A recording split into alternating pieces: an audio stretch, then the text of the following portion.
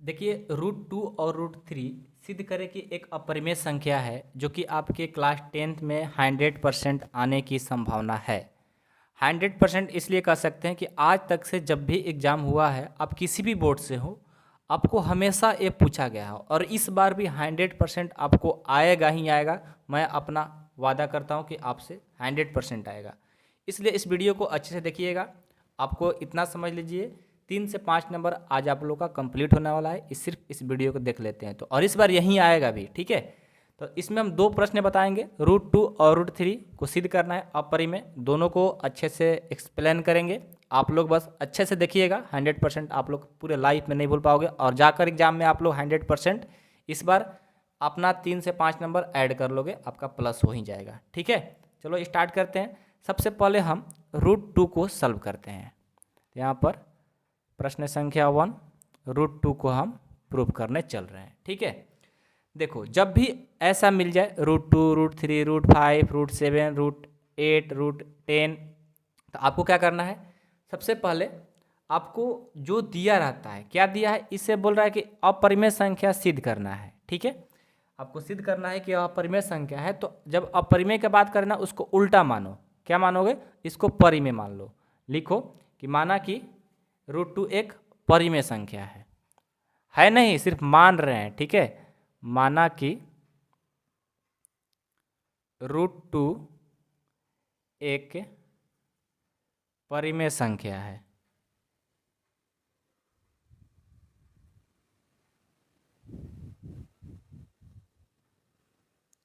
Okay, माना कि root 2 एक अपरिमेय संख्या, कुछ भी दिए हो अपरिमेय देगा, आप उसको उल्टा मान लो, परिमेय मान लो, ठीक है।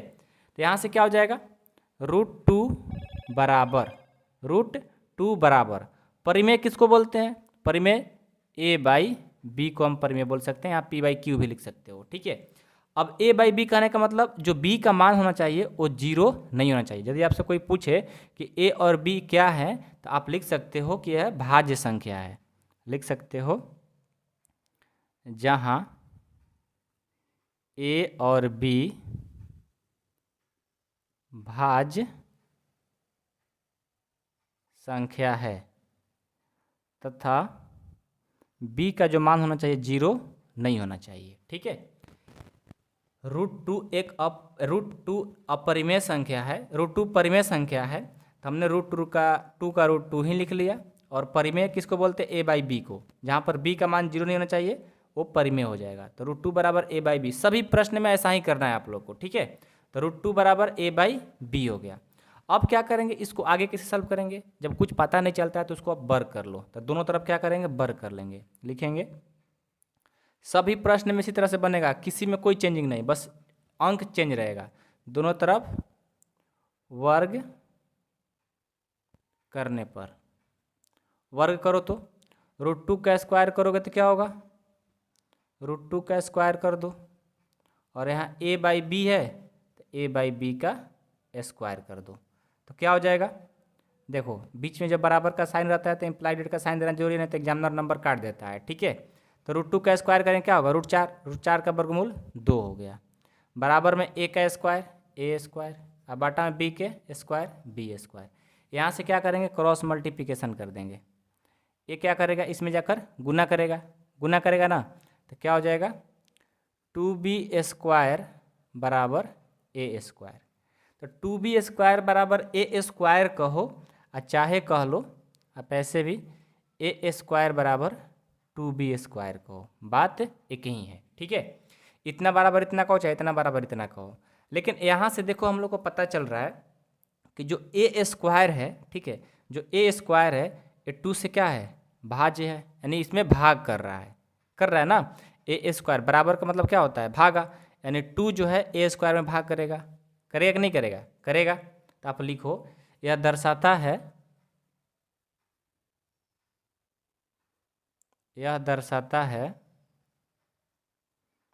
कि a² 2 द्वारा विभाज्य है। विभाज्य मतलब विभाज्य है। कोई दिक्कत, देखो a² जो है वो 2 से क्या है, विभाज्य यानी भाग में दिया गया है, बराबर मतलब भाग्य है। ए स्क्वायर 2 से क्या है, विभाज्य है। तो अब हमें ए बताओ कि क्या जो ए है, सिर्फ स्क्वायर को छोड़ दो, ए जो है अब यहाँ 2 से विभाज्य होगा कि नहीं होगा, बिल्कुल होगा। स्क्वायर स्क्वायर से है तो ए भी 2 से हो जाएगा। तो इसको ऐसा भी लिख सकते हो, तथा ए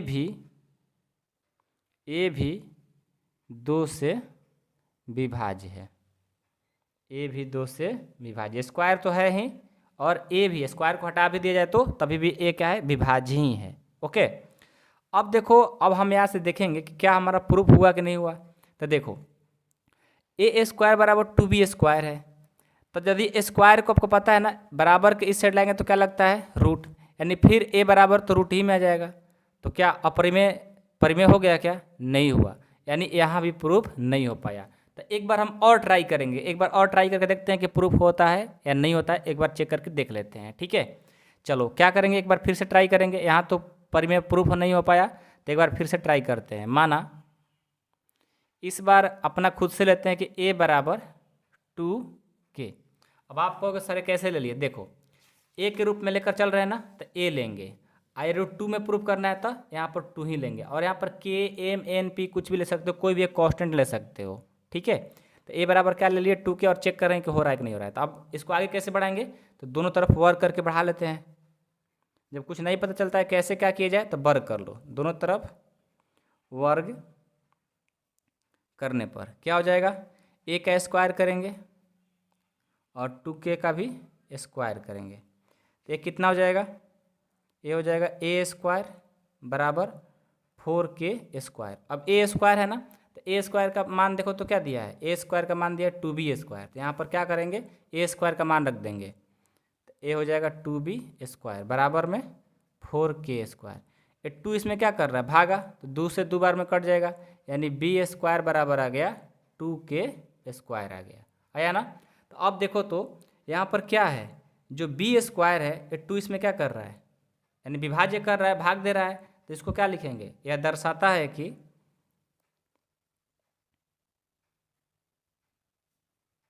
क्या दर्शा रहा है, यह दर्शाता है कि b स्क्वायर को 2 क्या कर रहा है, 2 से विभाज्य है। 2 से क्या है, 2 द्वारा लिखो विभाज्य है, तथा यदि स्क्वायर विभाज्य तो b भी 2 से क्या होगा, विभाज्य होगा। तो लिखेंगे b भी 2 से विभाज्य होगा। अब देखो तो यहाँ भी b स्क्वायर है, स्क्वायर को इधर लाएंगे तो रूट लाएगा, यानी फिर अपरिमेय ही आ गया, यानी 2 बार हम ट्राई किए फिर भी, लेकिन क्या आ रहा है, अपरिमेय ही आ जा रहा है। तो हम क्या कहेंगे लास्ट में, यह मानना अनुकूल विरोधाभास है। लास्ट में लिखेंगे यह मानना अनुकूल, हम तो माने थे परिमेय लेकिन हो नहीं पा रहा है, मानना अनुकूल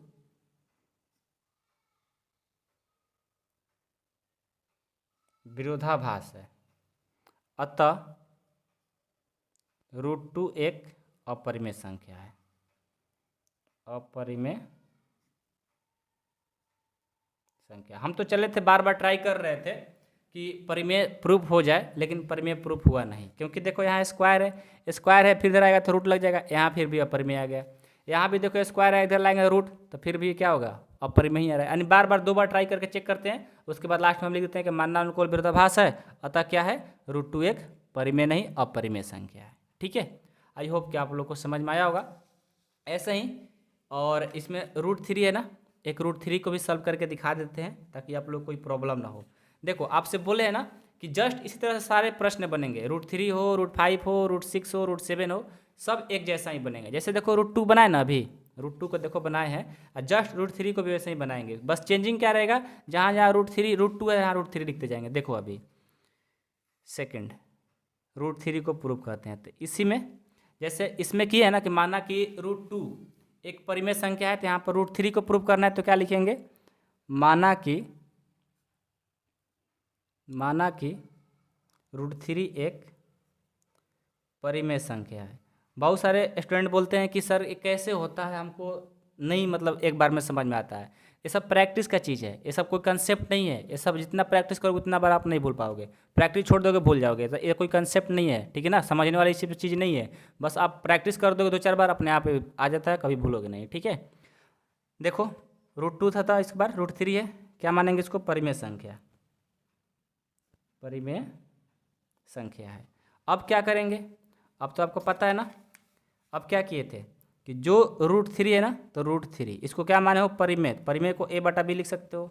कोई आपसे पूछ दे कि a और b क्या है, क्या है, लिखो। जहाँ इसको लिखना जरूरी है, नहीं तो एग्जामिनर नंबर कभी कभी काट देता है, ठीक है। जहाँ a b भाज्य संख्या है, क्या है? भाज्य संख्या है, तथा b का मान कभी भी 0 नहीं होना चाहिए। b का मान 0 हो जाएगा तो परिमेय संख्या होगा ही नहीं फिर, ठीक है। अब क्या करेंगे? देखो इसमें भी दोनों तरफ वर्ग किए थे, यहाँ भी क्या करेंगे? दोनों तरफ वर्ग ही करेंगे। दोनों तरफ जस्ट उसी तरह से बनेगा, इसीलिए आपको बार बार उसको भी दिखा रहे हैं। दोनों तरफ वर्ग, और एक आपको बनाने के लिए देंगे, बना करके मेरे पास सेंड करना, चेक कर लेंगे, ठीक है।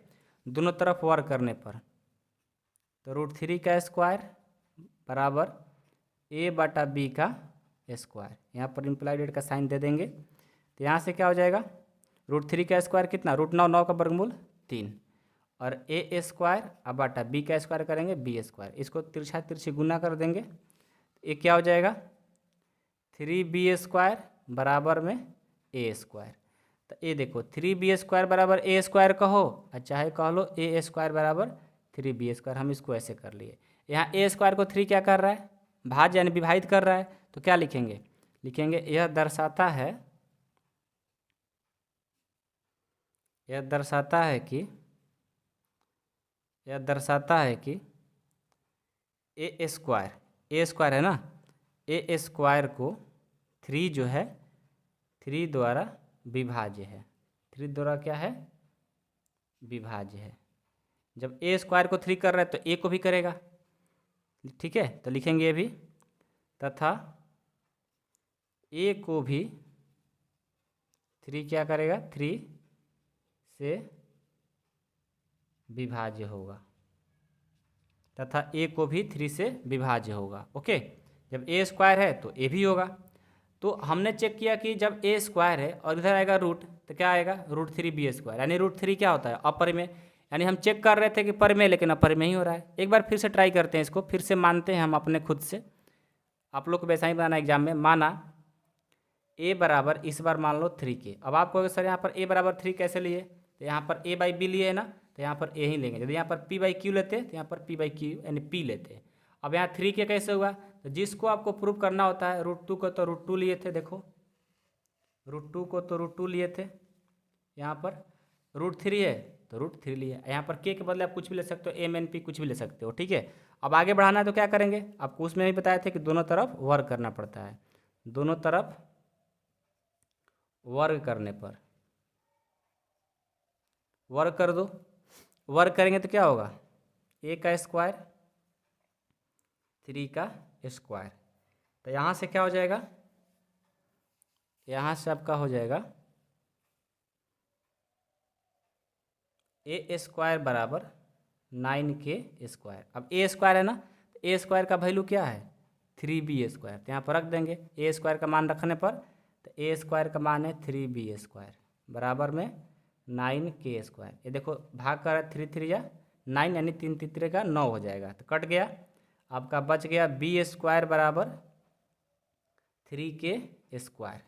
तो देखो तो b स्क्वायर को 3 विभाजित कर रहा है, तो b को भी 3 क्या करेगा? विभाजित करेगा। तो लिखेंगे b स्क्वायर को, ऐसे लिखो, यह दर्शाता है कि, अपने अपने तरीक़ा से लिखो, ऐसा नहीं जैसे हम लिख रहे हैं कि दर्शाता है कि b स्क्वायर को 3 विभाजित कर रहा है तो b को भी 3 विभाजित करेगा, ऐसे नहीं लिखना है। आपका मन में जो आएगा उस कंसेप्ट से आप लिख सकते हो। किसी तरह इसको विभाजित करने के लिए आपको बस लिख देना होता है, ठीक है। लिखेंगे दर्शाता है कि, यह दर्शाता है कि b स्क्वायर को 3 से क्या है? 3 द्वारा विभाज्य है, तथा b भी 3 से क्या है? विभाज्य है।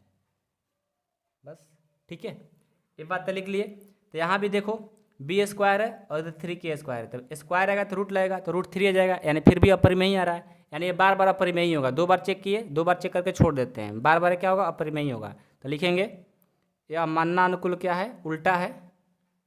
मानना अनुकूल, विरोधाभास मतलब उल्टा, मानना अनुकूल विरोधाभास है, अतः √3 एक अपरिमेय संख्या है, अपरिमेय संख्या है। ये आपका आंसर हो गया। तो आपके एग्जाम में जब भी आए आप बिल्कुल निश्चिंत होकर बनाइए, और आएगा ही आएगा, ठीक है। अच्छे से इसको करके जाइए। आप लोग प्रैक्टिस कर लो एक और प्रश्न का, ठीक है। √5 को आप लोग बना करके मेरे व्हाट्सएप पर सेंड कर सकते हो, ठीक है। चलो मिलते हैं नेक्स्ट वीडियो में। कोई भी प्रॉब्लम, कोई भी दिक्कत हो आप कमेंट बॉक्स में कमेंट करते रहिएगा, आपको जरूर सोल्यूशन दिया जाएगा, ठीक है। मिलते हैं अगले वीडियो में। Thank you so much.